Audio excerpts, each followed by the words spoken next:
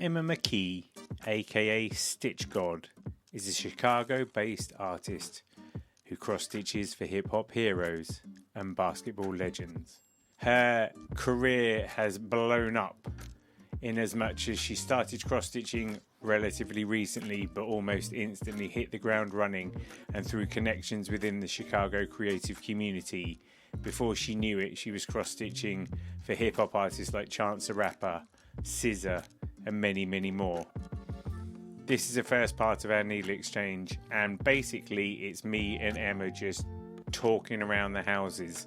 This was such a relaxed conversation that I had with Emma. It instantly felt like we've known each other for years.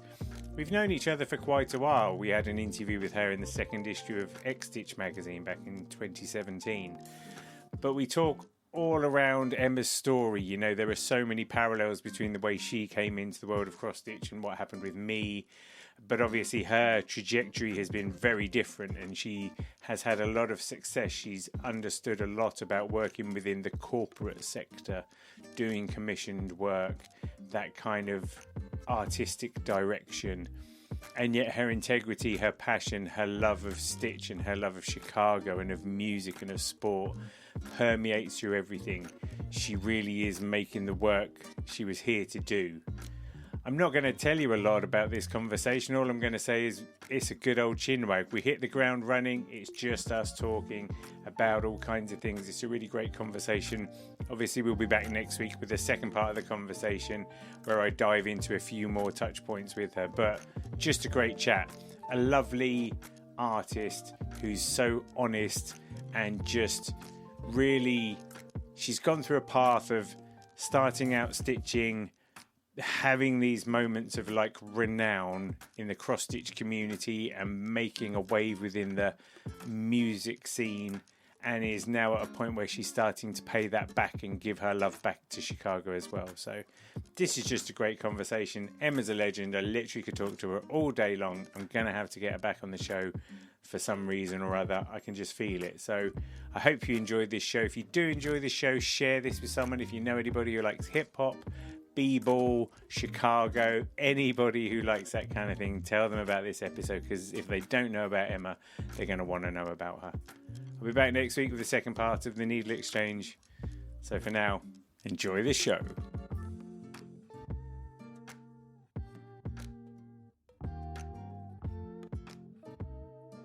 I love your background. Thanks. What are the? Clearly threads. What are they? Yeah, so they're paint box threads by Lovecrafts. They gave me a box of them a while ago. It's just, they're another kind of thread company. Although Lovecrafts is quite a big craft website, so they got their own threads. And then I decided that you need like a nice Insta-ready background, don't you? No, it's so beautiful. I was going to say it's very appropriate. It looks very pretty, and I've got this piece here, which is by Marlowe's Doika, which to me it's got like lace and machine embroidery and nipples and guns, so I feel like it's everything all in one. And then the main thing is you can't see what a complete carnage is underneath my desk or over there. I don't know if you can see. Can you see the little version of me? Yes, I can. There you go, little version of me. Well, it's complete carnage at my house. You can see the giant portrait of me, though. Yeah, you've had that a long time, haven't you? How did that come about? I have. Where did that come from? Yeah. Oh, I worked for a large-scale artist in Canada named Lori Dell, and she's done like large-scale portraiture for Anthony Hopkins and Uma Thurman and Javier Bardem and all these, and moi. And the StitchGawd herself. Yes, exactly. I helped her organize her back catalog, and she surprised me with it as a moving present when I came to Chicago. So, I play the game like, who else in Chicago do we think has a 6-foot oil painting of themselves? Like Oprah, Dwayne Wade. Yeah. And you're like, it's actually her smallest work she's ever done. Yeah, she managed to exactly squeeze it down. How do you I was talking to someone recently about like the artist Henry Moore, who makes these massive sculptures. Yes. And you're just like, when is the point when you go, sod it, 8 foot high? Like, how do you do that? No. I mean, like, I am obsessed with scale, so I understand that. Like, I've made now, I think my biggest cross-stitch piece is like 15 feet long, right. 15 feet by 6 feet. Mm-hmm. And like, that's not big enough for me. I want to, like, eventually in my career, I'd like to do 20, 30, 40, 50 feet cross stitches, you know? Yeah, I can dig it. I was going to have a funny conversation with you actually, because I've seen you've done a few like chain link fence pieces, haven't you? Yeah. And I did one a few years ago at a show, and it said "Celebrate Handmade" on it. I did it over the course of a weekend. And what the main thing I learned, right, is that if you're doing something outside, it's really good if you can like move it. Because what happened with me was I was here and the sun was beating down on the right side of my face for 3 days solid, and I was wearing a cap. Which, so I just looked like some kind of checkerboard because, like, one half of my face really wasn't tanned. Before and after. Yeah, honestly. Have you had that? Oh, yeah, no, I did. I have actually before. We've been really lucky, though. I mean, when we do those big fence installs, we usually have like 20, 50, 70 people come work on them with us, right? So you never really have, the whole point of doing those is to engage the community with something that's like a low barrier to entry skill wise. Because embroidery, needlepoint, cross stitch can be quite, I mean, I think it's different for English people than American people. Americans don't know what this stuff is. The Brits, at least you guys have an understanding of what it is. People are like, oh my God, what is fiber arts over here? It's kind of crazy. So like the stitching or anything to do with fiber, people don't know that it's like an easy, accessible thing for them, that it can be like a community kind of, a point of community. And so, I'm never really in one place that long with a mural like that. I imagine if I did a huge fence piece by myself and I was out there for like 3 or 4 days, yes. But I would also be slathering 50 SPF sunscreen on my face repeatedly. It's like the closest I've ever come to being like a street artist, because it doesn't sort of pan out. But that's the whole thing. I mean, I started doing large scale pieces because I saw these male artists be like taken seriously and respected and all these things for this kind of outside, big, permanent, solid state street art. You know what I mean? And so I was like, I wonder how we take stitching and cross stitch into like a more solid state, so that maybe we take it out of this like craft realm and we can look at it as legitimate art. And like honestly, it wasn't a bad idea, because people do look at that stuff separately, right? Like I've done those the 10-foot head pieces. I don't know if you've seen them, but they're on wooden frames, and so they're quite heavy. And so people do take those fairly seriously. It's just interesting how that all works. Is Chairman Fred the first one of those? Yes, Chairman Fred is the first one. Very good. That was a corker, that one wasn't it? Yeah. Yeah, and I mean, thank you. So this is the thing. So like, I mean, there's lots for us to talk about, but I was interested in like where you're at right now, because I have seen you doing a lot more like community stuff. You did that stuff with the Kenwood Academy not very long ago. Tell me about that, because that looked amazing. Killing it. Well, part of my whole thing about like the communities I work in and being in Chicago, there are a lot of artists who come in to cities like this and use the narratives and stories, and then that's just kind of it. You know what I mean? And so for me, it's I feel like if I'm going to be like a community leader, or if I'm going to be in these spaces representing these people, telling these stories, then it behooves me to reinvest into that community, right? And I feel like the easiest way to reinvest in communities, or the highest return on investment without, a huge amount of skill, is working with kids. You know what I mean? Is working with teenagers specifically. And it's not even so much about teaching them to stitch or teaching them to make clothing or whatever, but it is about teaching them that they can imagine something and then manifest it and make it and pull it through the veil and have it be their own, and that they have the power to do that, and they have everything inside them to be able to do that already. I feel like that is quite a powerful thing to teach a young person. And especially when you're giving them like really intensive access to you, right? Like, that Kenwood program, there were 10 kids, and I told the kids at the beginning, you'll get out of this what you put into it, and I am here to consult for you. Like, I am your resource. You will get out of this what you put into it, and please, use me thusly. And it's really incredible to see what a kid, I mean, half these kids had never done any fashion anything, had never done any stitching, never upcycled, nothing like that. And they all did like amazing work. It doesn't take very much to show a child how capable they are, but it is really necessary that we do that.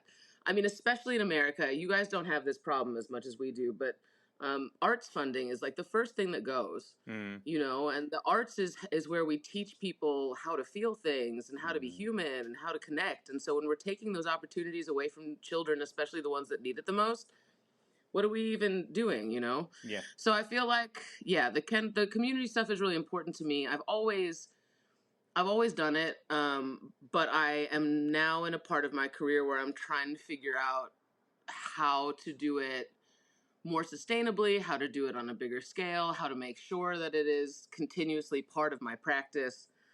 So what you're seeing is like an evolution, right? It's just me learning and evolving. Yeah, and I mean, I've done various workshops of various age groups. What I've found is so there's two things. One, I've done workshops with school kids who've been like, 11, 12, 13 years of old, kind of Larry teenagers just being themselves. And then you teach them to do a bit of cross stitch, you get them over the hump. And then actually after about half an hour, they're all dead silent, just doing their thing, just in the zone. Well, it's like we forget. I mean, analog activities are good for us, and we don't have. And there's so much on screens. There's so much on social media that like taking, when you're embroidering, you can't be fiddling about with other things. You really do have to just like lock in, focus, and it is so meditative. That is what everybody tells me about those big fence installs. They call them, when we do them, they call them art therapy. Because people just get to come and do something that resets their nervous system, that, it's easy. They just do it over and over again. It's a repetitive motion. It can be really, really therapeutic. Yeah. I mean, that's basically why I started, is because it was therapy for my super hectic brain. Yeah. Well, if I've said it once, I've said it 100 times, that like when you meditate, if your thoughts wander, you're supposed to come back to center. And every time you put the needle through the fabric, you're back at center. So you're averaging that like 2 times a second or whatever. So it is the like ultimate pulling you back into the middle all the time. Wow. That's beautiful. I'd never really thought about it that way, but that's a very good way of putting it. Yeah, because you just always focus in and you let your mind wander. And that's why it's always quite cool what goes on at the back of your head, but you're always in the present moment for that. Okay, so let me ask you, while you're stitching, what's your poison? You an ebook man, you podcast, you music, what is it? It very much depends. I think most of the time if I'm cross stitching, I'm probably going to watch shit telly, because that's just the easiest thing to do. Nothing to really. I've been watching Is It Cake? I've watched quite a bit of that lately. Programs, Is It Cake? It's on Netflix. It's where they make like hyper realistic cakes and people have to guess whether the thing's cake or not. Cake? I thought you said, is it Kate? Oh no, yeah, that's the one where is this a royal controversy? Yeah. That's the one. That's the one where the Princess of Wales stands next to a load of people that look like her, and you have to guess which one's. No, is it cake? Which is much better. Or like, to be fair, I'd watch either, I think. Yeah. Now that I've said it, I might pitch that to Netflix. That's a pretty good idea. Or things like any of those kind of things. Ink. Do you ever seen Ink Master? Yes. Yeah. You see, no, not many people have seen Ink Master, but I'll watch that. Really? Yeah, and it's quite good in a way. I mean, I usually by the end of it want to go and get a tattoo, and then I stop watching it for a little while, and it kind of fades back out. Do you not? Have you ever seen Ink Master Redemption, where like people that got such bad tattoos come back?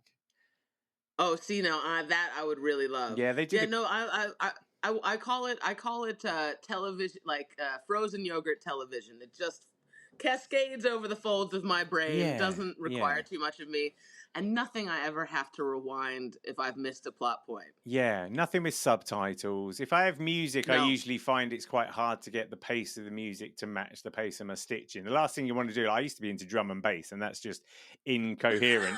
As far as cross stitch goes, because it's just too fast. You just can't cope with it. What a life!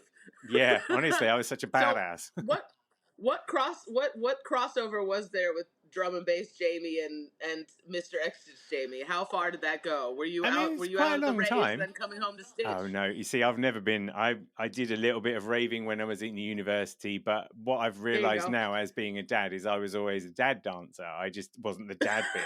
So me and raving and misbehaving and stuff, I can't really talk to publicly. But I used to really enjoy drum and bass. A, for driving a little bit faster than I was supposed to, but mostly for just really smashing through the emails. That's how exciting it is. So I can just see you stitching. Furiously. Oh my God. Exactly. Yeah, so whereas now I'm a bit more kind of, I don't know. I was going to ask you about Kay Trinada. Now that's my kind of arena, and I know that you've met him. Trinada. I know you met him. I know you did a thing for him. He's the best. His tiny, adorable dog tried to take a wee on my shoe. That was like you know, it's so funny. You know, you meet these people and like, he was lovely, and there should be other things that stick out in my head about that evening. The jacket that I made him and the set that he played and how lovely he was and our exchange. But what I really remember the most is his little dog trying to pee on my shoes. That anecdote. That's a great anecdote. What was the other thing? I was going to say, just going back to teaching. The other thing that I find interesting, and I think it's what you were saying, like what I love about teaching cross stitch is it's so simple. You go like that, repeat. Yeah. So half of the time when you're teaching, it's like trying to get people to get out of their own way just to relax into it, because they think it should be harder than it is. And you're like, honestly, it really isn't. You're paying me a lot of money to teach you something ridiculously simple. Well, I tell people, there's two things that I notice. I tell people at the beginning of my classes, I was like, I don't want you to feel insulted by this. I was like, but they teach cross stitch to little kids in England. This is a thing that they teach little children. So like, it's not it's not rocket science. If you know, little British children can do it, I am positive that you can do it. And I'll say on the flip side of that, don't be embarrassed if it's hard. It really is just about getting a rhythm. It's about learning one thing, and when you learn the one thing, you'll be off to the races. Yeah. And then the piece that you just said, where you know, people standing in their own way, is so interesting. You know, I have men in my classes, but it is primarily women that I work with. Mm-hmm. And the thing that I noticed about them is, off the rip, women will think that they've done something wrong immediately. Right. Yeah. When they haven't done anything. I mean, I don't know if that's a British thing. I don't know if that's a woman thing. I don't know if it's an American woman thing. But it is something interesting that I've noticed. People will be doing the exact right thing, or doing a version of the right thing, whatever that means to them, and they'll just assume that it's wrong. Yeah. And that has been a crazy learning in these classes. I'm like, no. Everything you're doing is great. We have, we believe in ourselves a little bit more than this. I have to think, but I was shocked by that. You're right. It's mostly people getting, it's a mental thing. Like, oh, I can't possibly do this. It's too hard. It's not true. And I find that sometimes as well, there's been times when people have been really struggling. Like you say, just the fear of the unknown, just the uncertainty of whether the technique should be more complex than it is, and it really isn't.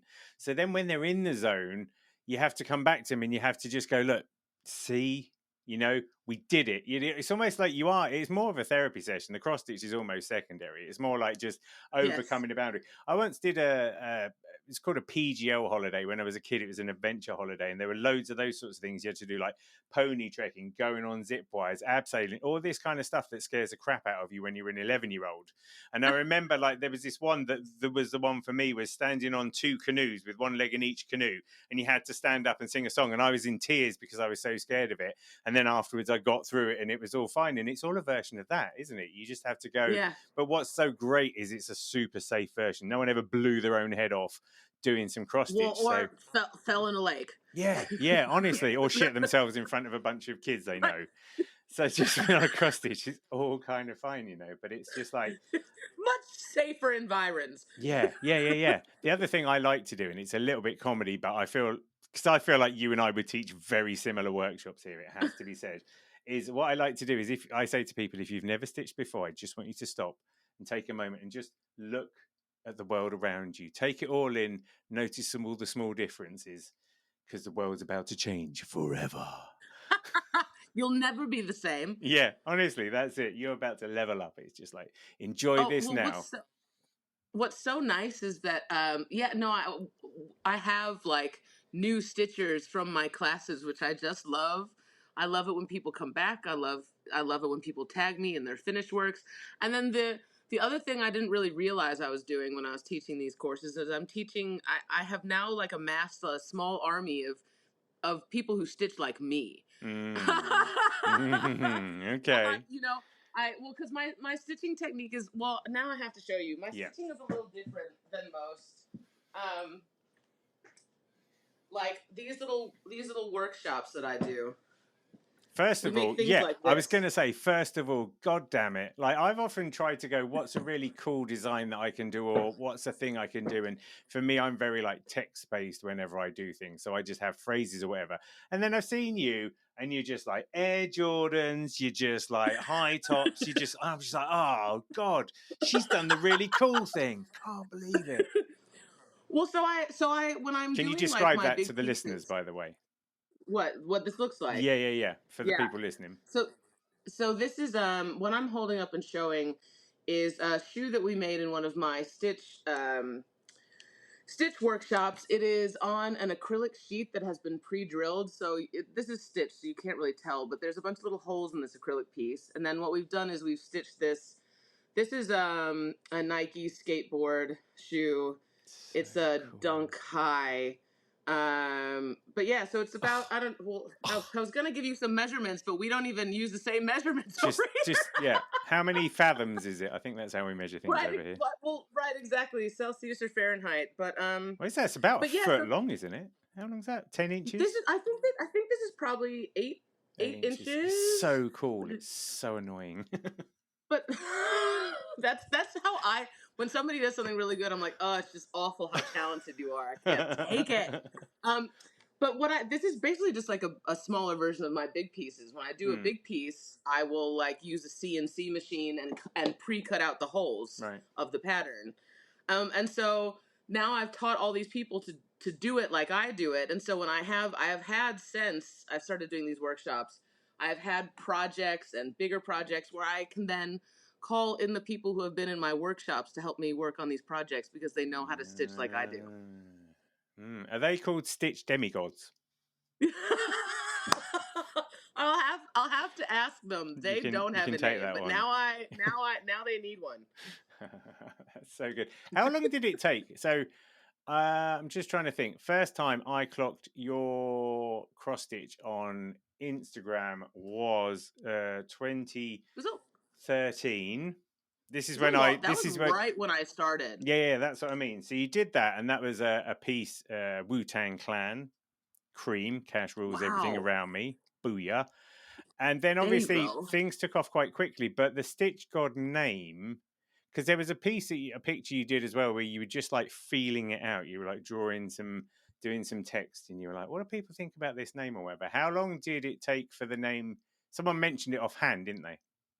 Yeah, well, so it was. This is a crazy universe thing, you know. Like the first piece of press I ever had was in a magazine called The Fader, which I don't. Do you guys have The Fader over there? No, it's a big deal.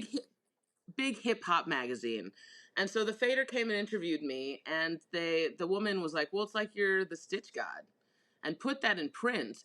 And so, I imagine Chicago's like lots of other cities wherein you can get quite big in your city and it is less impressive than when you go somewhere else. And you know what I mean? So if I'm in a national paper, if I'm doing something international, that's much more impressive to the Chicagoans than anything here. So of course, my first piece of press, and this is before any news outlet in Chicago has picked me up for anything. It's quite early on, honestly. They call me the Stitch God, and so people in Chicago saw that, and that's what it was. I mean, I didn't lean into it. It was quite intimidating to me, and I also didn't consider. I think this is like a thing that artists do early in careers. I don't know, maybe women artists, maybe it's like a self-esteem thing when we're young. I don't know, but I wouldn't call myself an artist. I was like, oh no, that's much too big and grand a title. I can't have that. And just because I didn't feel like worthy of it or whatever. So the StitchGawd thing was funny because I wouldn't change my social handles to it. My handles before StitchGawd all of them were Emma McKee, which is my whole name. And so I was very hesitant to call myself StitchGawd. I was like, oof, that's an awfully big name. I don't know about that. But it didn't really matter how I felt about it. It doesn't really matter how I feel about it now. I'm stitched to most people, you know. Yeah. Not even Emma. So let's do the origin story then, because we've bounced around a little bit, but let's try and ground ourselves in some chronology. You woke up, you did some stitching, Chance the Rapper saw it, and the rest is history. I mean, that's the very potted version. Can you expand on that? Yes. So I was kicked out of Canada, came to Chicago right around the time that all this big stuff with Chance the Rapper was happening. I mean, it wasn't happening yet. I moved here and Chance was performing like high school cafeterias and open mic things, but I saw him and the group of artists that were kind of coming up around the same time, and I was like, this is the kind of talent that's in Chicago. This is very different. There's something very different here. I need to see what's going on. And so then that in tandem, I started stitching, but I felt like the stitching thing, I was like, who does this? This is so weird. Who stitches about hip hop? I mean, cross stitching is this like British thing, and my mom and my aunts and, you know, everybody does that. Who is stitching about rap? Everybody's going to think that I'm so lame or that I'm like a try hard or something. So I literally kept it to myself. It was like a secret. And I had stitched this piece of Chance the Rapper, like some single artwork from Chance the Rapper, and I kept it folded up in my little like travel bag. And I would show people in person. And I remember showing his parents at a rap show once. And everybody's kind of like, what is this? So people had never seen it before. They were fascinated by it. And so I got invited to do a show, I think. And so I had made a bunch of little pieces. When I was first starting to cross stitch, I was just cross stitching other people's art because I was learning how to do it, you know? So a lot of it is very derivative. I think the artists also do that first when they're learning something. Yeah. They'll copy other things. So I was making like Basquiat pieces and Hebrew Brantley pieces. And I was basically just making the artwork of artists that I really respect that I couldn't get my hands on. Yeah, right. Yeah. So, and then people started seeing it, and you know, I did this show. I pulled a vintage jacket. I stitched a 3 on the back, and I put it on Twitter. And Chance DM'd me, and he was like, "How can I get this jacket?" And I was like, "I will figure it out for you." And so I met up with his wardrobe person. Again, Chicago is very, you know, like any city, it can be quite small.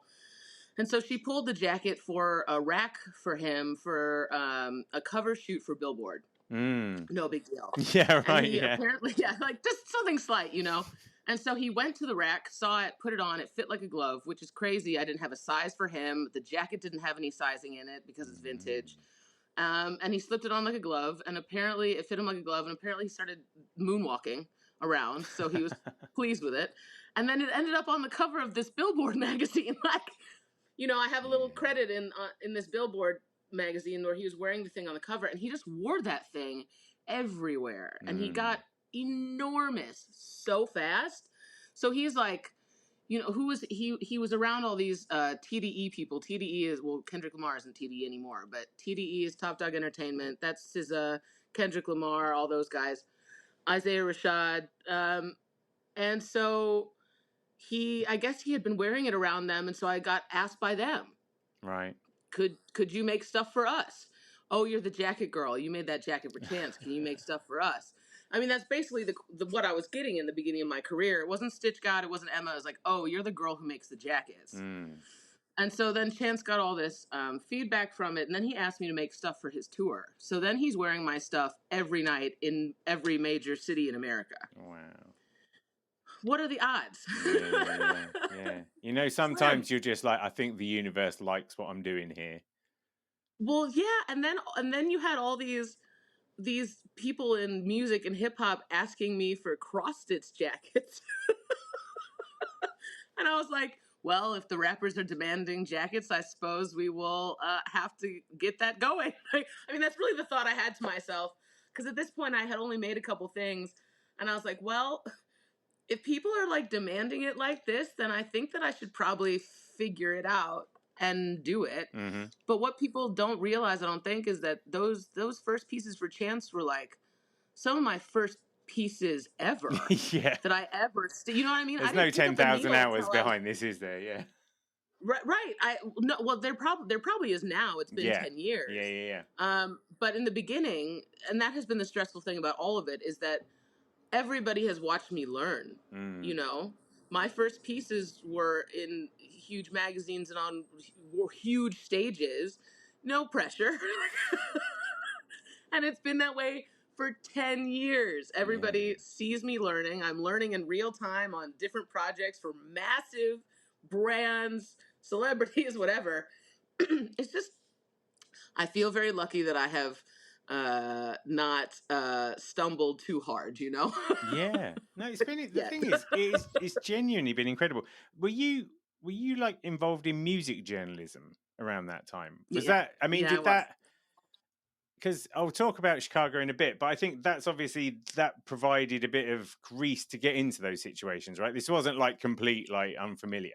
Oh, I mean, it was a little bit. So I did a ton of music journalism stuff in Toronto. Okay. And then when I got kicked out of Canada and had to go to the States, that's a blog that I had been writing for asked me to go cover a bunch of events. It was like my first couple months of living there. So a Toronto blog had advertising spend with Red Bull. Red Bull did all these DJ events. And so I was going to all, and do you know how hard it is to write long form about multiple DJ sets? It is a crazy thing. But so I was going to these venues and making friends with the promoters, the doormen, people recognized me in venues in the city. And it also meant that I wasn't afraid to go places by myself. I went places by myself all the time. Mm-hmm. It's much easier to get yourself into, backstage when you're interviewing and things. It's just much easier to do all that stuff when you're by yourself. And I was quite happy to do that. And so, yeah, I was in some of the right places for sure. I also think the journalism bit helped. And then I started doing some interviewing and some writing for a local Chicago blog. And that definitely helped get me acquainted with the scene. The scene is set. I understand the basic music landscape of this city because now I'm like, that is my first introduction, is interviewing people and working in it. So there was that it made me quite comfortable to move around in these settings. I would say that it did. I mean, and I also worked a corporate job where I did live event ticket sales. Right. So where the Bulls play, the United Center. The United Center was my client when we were doing we're putting ticket deals together. And now they're my client, but just for cross stitching. So there was a lot of, I've always worked in music, entertainment. There's always been a lot of crossover. Do you think that helped you get over the potential for being kind of starstruck? And I know that you have been, and you deserve to be. You did that jacket. Who did you do the jacket with? The tall guy. No, that doesn't narrow it down, does it? Hang on, I'll come back. So many tall men. Yeah, right. Well done there, Jamie. This is about the basketball. They're all tall. Hang on. Give me two seconds. I don't really get starstruck anymore, but I did recently have a moment where I was starstruck and I was not expecting it. And it was with a Brit, actually. Oh, go on. Was it me? Yeah. So you're going to laugh at me. Everybody will laugh at me. This is fine. I'm a Peloton girl. Okay. And I love my British instructors. My British instructors are my favorite ones. I use them all the time. So there's one girl, her name is Hannah Frankson. She is I want to say she's from Romford. She lives in England. Yeah. She lives in London now. And she came to visit Chicago, and I came to see her because I've been training with her she doesn't know me, but I know her. And I was totally starstruck. My heart started thumping and I started sweating a little bit and I was like, what? That's just conditioned responses there. That's Pavlov's dog. You see that woman, you start sweating, your heart starts beating. Well, it was the craziest thing. I was like, I'm so sorry. I don't know what's happening to me right now. And in my head, I was like, Emma, you have been around so many famous people and I have never had that happen. Yeah. That's funny. I was just like, hello. Because it's a weird one, isn't it? I've got hang on, let me get this right. My wife's cousin's husband has an events management company and he's done events for most of the big bands in some form or another. And it's that trade-off of going, you have to be a professional, but at the same time being like, oh man, I'm having a cool moment. Oh, cool. I was thinking, because you did that video that's on YouTube of the Zach Levine jacket.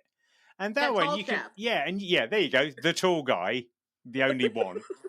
But no, you can tell him that you're like thrilled with it all. You know, it's at the end of a big project and all those kind of things. So you must love those moments. Oh my gosh. Well, when I get to like the Zach LaVine piece, I mean, that whole project just in general, I mean, the Bulls are one of the biggest, well-known sports team. I mean, you can go, whenever I come to England, I was in Lewis a couple months ago, and I saw somebody walking around, a young man with a Zach LaVine windbreaker on, and I was like, even here in the bonfire town, like, we have the Bulls fans.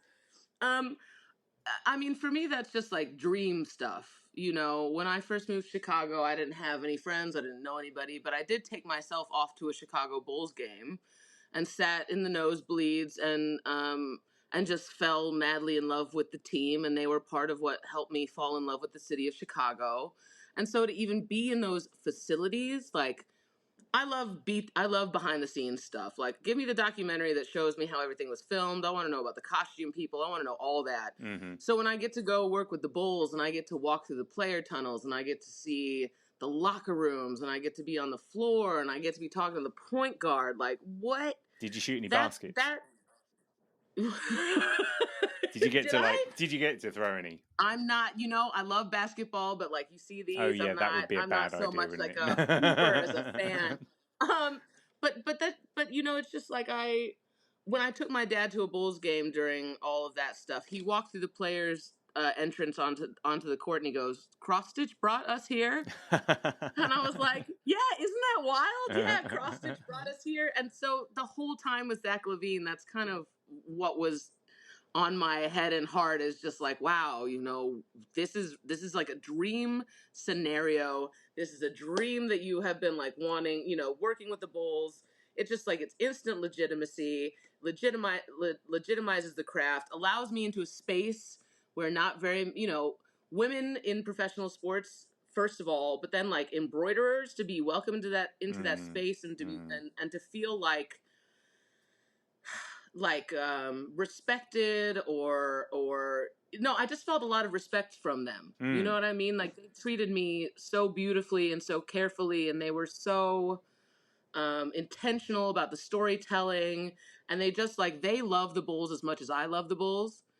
And so, like, to be in that scenario is kind of like the dream. Even working with them again this year, I would get on calls and people were like, "Oh, we were here when you did the Zach LaVine stuff. We wanted to work with you. It just looked like so much fun." And it is. We just have a gas. Like, what is this life? For our jobs, we get to do this? That's unreal. Yeah, I sometimes, so obviously, you're in England recently. There's an entire chance you might have gone to like a charity shop and seen a little cross stitch that's been left behind somewhere. And it's so funny. Like, I've had situations where I'm like, for some people, this is the naffest thing in the world, and yet you turn it 1 degree in a slight direction and you're doing stuff with NBA players and rappers. You know what I mean? It's like, it's bonkers how it can instantly become like the coolest thing in the world. Well, that's what I'm saying. Like, what other medium dictates content the way that cross stitch does? Like, why is it in our head that cross stitch has to be cherubs, Bible verses, flower? I mean, like, don't get me wrong. I love the history of my craft, and I love that stuff. And when I go into a charity shop and I see an abandoned little cross stitch, like, I'll bring it home. You know what I mean? I love other people. Well, because it's just, how much. It is it has traditionally been a women's craft. And so the kind of things that go into that. You don't make a piece like that unless it is really, you must love somebody, something to really do that, because it is a labor. And so I really appreciate that stuff. But yeah, you don't meet a painter and go, "Oh, well, you must paint trees like Matisse." Yeah.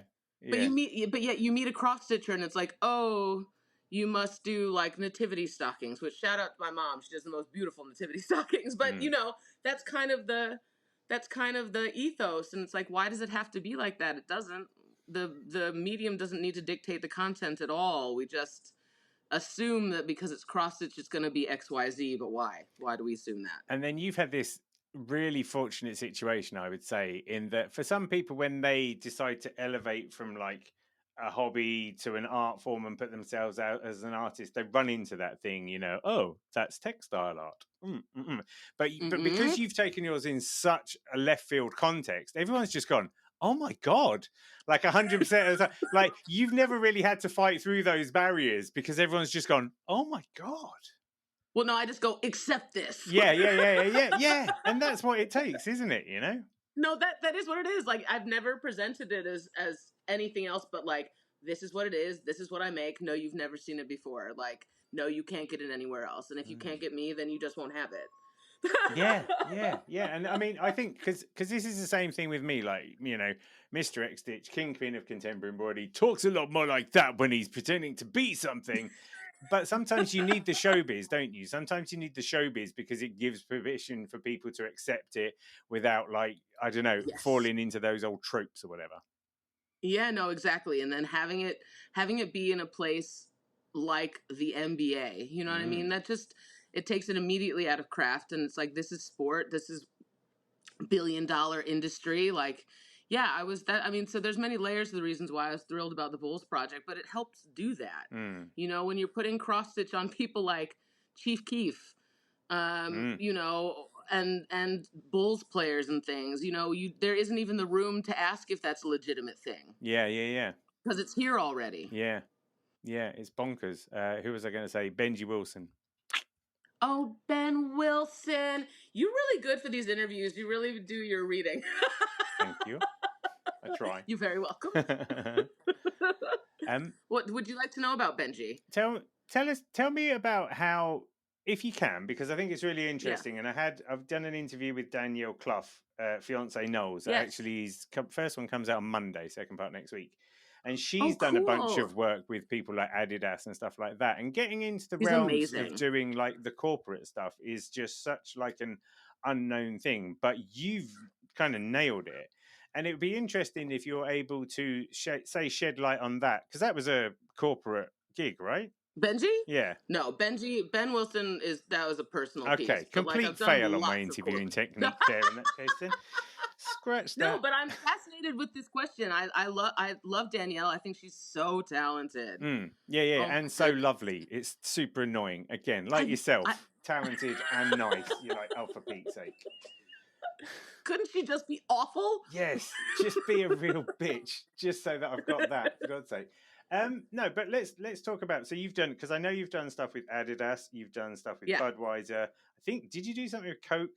You've done something like, how do you go about it? I've got an idea. Does a brand comes to you somewhat, right? Well, so this is the amazing thing about that is, brands come to me all the time.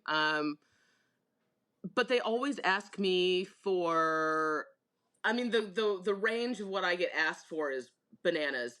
But the nice thing is, because of all the work that basically when I was learning how to do it, I was stitching things for rappers. And that's just, it's like a big, you know, and so when brands come to me, they kind of trust me to do my thing. That's kind of the whole thing. They'll kind of give me the brief. And because I go so many different ways with my artwork, you know, whether it be like solid state or the cross stitching or fabric sculpture or whatever it is, you know, I just fit myself around a creative brief. And then I basically tell them what it is that I am doing. Every now and again, I'll have someone I had someone reach out from, I want to say like ABC, and they wanted this like very specific cross stitch for a television show. And that was harder for me because it wasn't interpretive and I wasn't getting to play with branding. It was just, we need these people stitched. And I was, and I kind of went back to them and I was like, well, I would never make the art look like this. Like if it were just my piece, I'd do X, Y, Z, whatever. And so they wouldn't let me do that. And the piece didn't end up actually working out. So, I mean, I don't know. What is that? No. That's artistic integrity, and I recognize that. And the thing is, I would say in that kind of situation, you go, well, I know a bunch of people that will do just whatever. It's like having model stitches rather than kind of doing it yourself. Yeah. So they kind of let me do my own thing, but then I'm also floored at the things that people ask me to do, and then beyond that, I'm floored that they believe in my ability to do something that they've never seen me do. I feel like that is almost every corporate project. Every time someone comes to me with something different, I'm always kind of shocked that Emma can do that. never seen me do it before, but you're probably not wrong. I probably am going to do it. You know, even with the WNBA jackets that we did 2 years ago, we had 6 weeks to make 25 customs for, you know, the best basketball players in the world. And I usually make 4 jackets a year. Yeah, right. Yeah. So we had to do 25 in 5-6 weeks. You know, no one's ever seen me do that before, but they had just total trust that I could, for better, for worse. I mean, and I did, and it was great. They said it was the first time they've ever gifted that many women WNBA players and not had an issue. Wow. You know, with like, yeah, they said it's the first time that had ever happened. And so, yeah, so it's a little bit like, I don't really know where it comes from, but I think that my work gets seen enough that people are like, oh yeah, Emma could do that. And when you're working with a brand, how do you qualify the laws of time and money? How do you, because God. Yeah. That is the hard, like, I have problems with it still, you know, and I think part of it is like women not really valuing their work in the first place, but then also the added complicated layer of how much labor goes into embroidery and how cheaply people expect it. Like, that is just because you can get an embroidered top for, you know, $20 doesn't mean that, you know, you can get if I were making that embroidered top, it would cost you so much money because of how much time it was going into it. People just don't think about fiber arts or stitching. I feel like there's this inherent like value gap. People are like, oh, Granny did it, so, you know, it can't be worth that much. So what I find myself doing is I underprice myself a lot, less than I used to. But it is like it's an ever changing thing, and it is an ever growing, you know, practice. I have never seen anybody in the space that I'm in before, so I don't have. Doesn't help, does it? You know what I mean? So I don't really have like a path to go. I'll hook you up with Danielle, and you can trade notes. Right. I mean, there's just like, it's just not that many in the field, and then also some of the reactions that I get for when people ask me to embroider stuff, and I'll tell them how much I cost, and they clutch their pearls, and I'm like, well, I'm very sorry. This stuff takes a long time, and I have big girl bills. Like, it's it's really real out here, and this is what I do with my life. So yeah, it's just a hard thing. Some people. Do you think the secret is to just hold your nerve? Do you think, like, if you're going to, like, don't shoot yourself in the foot, because you might not get every gig, but you might get a gig that's totally worth it? And I have had many situations where I've just had to, I say no all the time. Right. I have to. I mean, and beyond, like, people not wanting to pay me reasonably, but I say no because there's a lot of yucky corporate, like, stuff out here that I want nothing to do with.